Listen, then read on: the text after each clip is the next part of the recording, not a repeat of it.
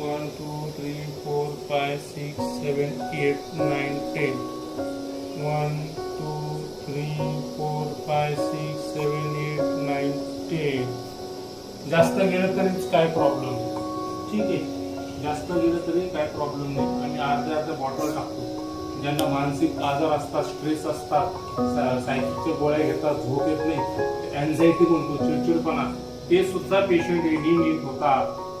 त्याच्यामुळे हे सर्वात श्रेष्ठ आणि सर्वात एक नंबरचं पंचकर्म म्हणजे नस्य. नाकाने श्वास घ्या, उठा सर उठा. नाकाने श्वास घ्या, तोंडाने सोडा जोरात. नाकाने श्वास घ्या, तोंडाने सोडा. घ्या नाकाने श्वास, तोंडाने सोडा. व्हेरी गुड, खूप छान. हा, आता आपण 10 थेंब टाकले. हळूहळू डोळे उघडा. आलं नाकातून बाहेर, तोंडातून बाहेर आलं नाही आलं. गेलं कुठं? ते नाकातून शिरोद्वारम नस्य. शिर म्हणजे डोकं. डोकं नीट करायचं असेल, डोक्यातले आजार, मेंदूचे आजार नीट करायचं असेल तर शिरोद्वारम नस्य म्हणजे शिरचं द्वार नाक आहे.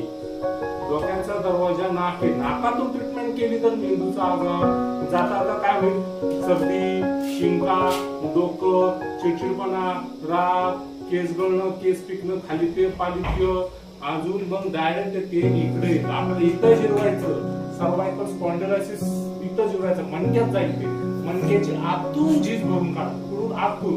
आणि कोणाकोणाला फ्रोझन शोल्डर हात दुखत असं, हात वर जात नसल, दुखतो, ते सुद्धा हे नीट होतं. इतकं महत्वाचं पंचकर्म हे नस्य. सकाळी फक्त उठल्या 6 वाजता करायचं. नंतर काय करायचं? गरम पाण्याने तोंड धुवून गुळणा करून गंडूश करायचं. गरम पाण्याने गुळणा करा. ठीक आहे, उतर ना. आता सांगा बरं तुम्ही 2 शब्द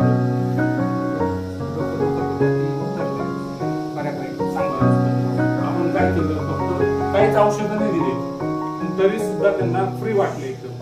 आणि एकही थेंब बाहेर नाही आला. म्हणजे गेलं आतमध्ये, जिथं पाहिजे तिथं गेलं. जर नाकातूनच टाकलं, नाकातूनच बाहेर आलं असतं तर काय झालं असतं? परत टाकायचं. तोंडातून बाहेर आलं तर काय करायचं? थुकून द्यायचं. काय प्रॉब्लेम नाही. आयुर्वेदिक केले, कमी थेंब गेले तरी काय प्रॉब्लेम नाही, जास्त थेंब टाकलं तरी काय प्रॉब्लेम नाही.